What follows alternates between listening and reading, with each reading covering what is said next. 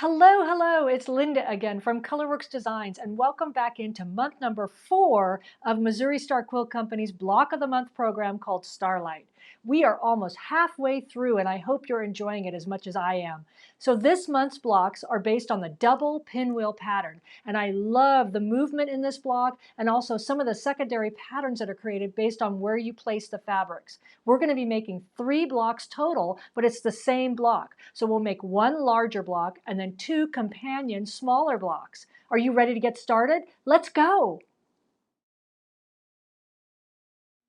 Okay, so let's take a look at what fabrics are included in month number 4's kit. Remember to have your fabric color key card handy so you can label these fabrics as they come out of the kit. So we've got 1/3 of a yard of that beautiful background fabric we've been using. That's the Aboriginal dot in the orchid colorway. We've also got 3 5-inch squares of fabric C, which is the gorgeous orange lotus leaf. We've got 2 10-inch squares of fabric G, which is spot. And then we have a new one, which is fabric H, which is New Guinea flower. We've got 2 10-inch squares of that.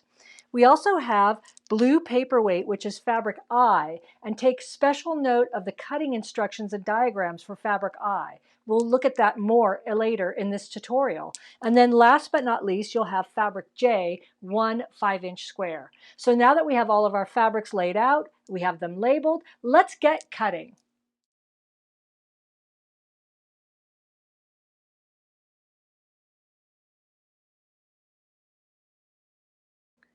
As I mentioned before, fabric I has some special cutting needs, and there's a special diagram that goes along with the fabric I 10-inch square. I've put the diagram right above me so you can check it out as well. But essentially what you're going to do is cut 1 strip, and then we're going to rotate the remaining of the fabric 90 degrees and cut the rest of the strips we need. So first we're going to cut a 2-inch by 10-inch strip. So there is my 2-inch strip. Now I'm going to rotate the remaining of the fabric. If you notice, I just rotated it 90 degrees. And I'm going to cut a 3 1/4 inch strip, which is what the directions will say. And then I need 2 2 3/4 inch strips. There's 1, and there is 2. This is scraps. Now that I have all the strips cut from fabric I, I'm going to subcut squares from each one of these strips. So this first strip, which is my 2-inch strip, the directions say I need to cut 4 2-inch squares. I'm just folding it over for efficiency. And I'm going to cut 1, 2, 3, 4. So there's my 4 2-inch squares. The next strip is my 3 1/4 inch strip, and the pattern says I need 2 3 1/4 inch squares. So again, I'm just folding it over for efficiency. You can certainly cut these unfolded. So there is 2 3 1/4 inch squares, and then lastly I have 2 3/4 inch strips left. And from each one of these strips I need to cut 2 squares. So I'm going to put them on top of each other, and I'll have a total of 4. That's 1 2 3 4 2 3/4 inch squares. This is scraps, and that is how you cut fabric I. So we're ready to start making half square triangles, and as you notice, that's a reoccurring theme in most of the blocks for this program. If you need to refresh your technique, check out month number 1's tutorial where I explain in detail how to make a half square triangle and how to square it down.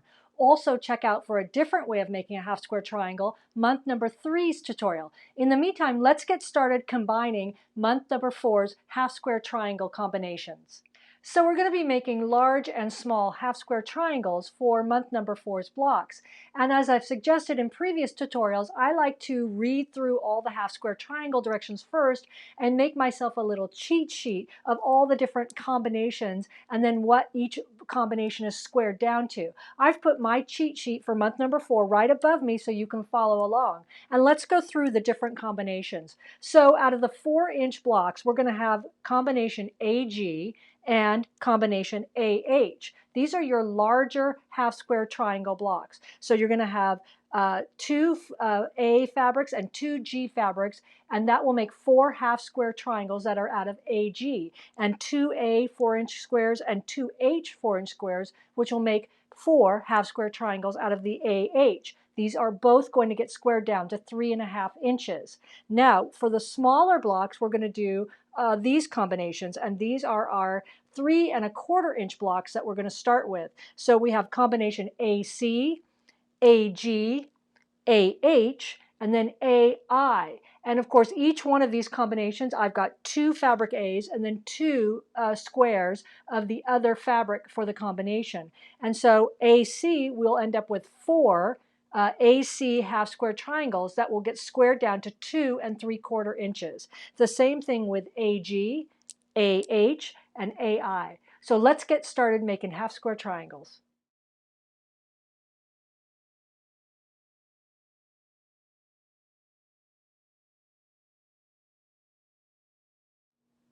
So our next step is to snowball some of the squares that go into the blocks. And what's a little bit different about month 4's snowballing is that we're going to double snowball. And what that means is, for instance, we're going to snowball fabric J onto fabric H. We'll cut away the excess fabric like we always do, 1/4 inch beyond the seam line. Then we're going to go back with the little fabric A square and re-snowball the same corner. So essentially, it's a double snowball. So let's look at the combinations we have for all 3 blocks here. The larger block is combination H, J, and A. And the 2 smaller block combinations are combination G, I, and A, and then I, C, and A. All of these go together in exactly the same fashion, and you're going to make 4 each of all these combinations. So let's start with the larger block, which is HJA. Of course, you're going to want to draw a diagonal line with a Frixion pen or water-soluble pen on the back side of each one of these blocks that are going to be snowballed. And then we're going to take this over to the machine. So I'm here over at the machine with my first combination, and I'm going to take this block here and put it right sides together. Remember, you're going to want your diagonal line to be running, let's say, north to south, and it's snug up against the edges of the blue square here. And remember from all the other tutorials, you're going to want to sew just a hair below or to the right side of this line. So if you sew directly on the drawn line, 10 to 1 your point when you flip it over to here will not meet this edge. So by sewing just to the right side of that line, as you can see I'm doing here, just a hair to the right side, that allows the seam to flip over and meet that point. Right, so there is my finished first snowball corner, and I did press the seam out towards the outer corner, and I did cut away, if you notice, the fabric back there after I pressed it to make sure it matched. After I pressed it, I then cut away that seam allowance 1/4 inch beyond the seam line. Now I'm ready to snowball that corner yet again, so I have my fabric A square, which I've drawn a diagonal line on, and I place that in the same corner on top of that new piece of fabric, if you will, the red. And I make sure I'm snug onto these, even and snug. And I do the same thing. I'm sewing just a hair to the right-hand side, holding a firm grip on both sides of this square so it does not move on me. And I'm going to take that over to the iron now and press it before I trim away any excess fabric. But as you can see, if I flip that over, I now have a double snowball square. So there you go. I've got my double snowball units complete. Just keep in mind that you're going to be making 4 total of each one of these combinations. This is the larger block combination followed by the 2 smaller block combinations. Also keep in mind that 2 out of the 4 in each combination are going to need their seams reset and repressed in the opposite direction. That's so when you put the block together, all the seams will nest nicely in the center. Now we're on to block making.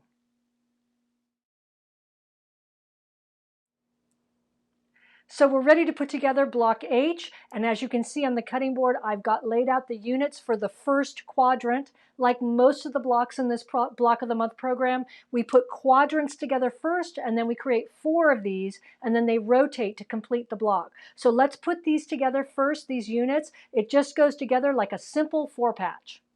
And there you go, my first quadrant for block H is complete. Make sure that you follow all the pressing arrows in the diagrams, as well as check your benchmark measurement at this point so you can adjust your seam allowance or trim away anything that you might need to trim away. We just make an additional 3 units just like this. Once we have all 4 quadrants complete, remember we just rotate each quadrant 90 degrees, sew those quadrants together, and block H will be complete.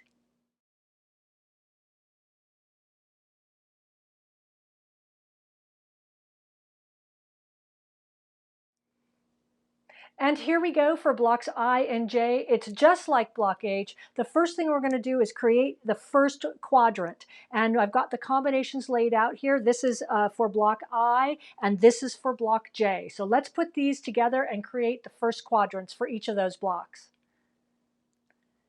And there you go, my first quadrants are done for block I and J. And remember, we're going to make an additional 3 quadrants for each one of these. And once you get those 4 quadrants done for block I, you would rotate each one 90 degrees, sew them together just like a 4-patch to complete block I. And then for block J, the same. Rotate each quadrant 90 degrees, sew them together just like a 4-patch, and complete block J.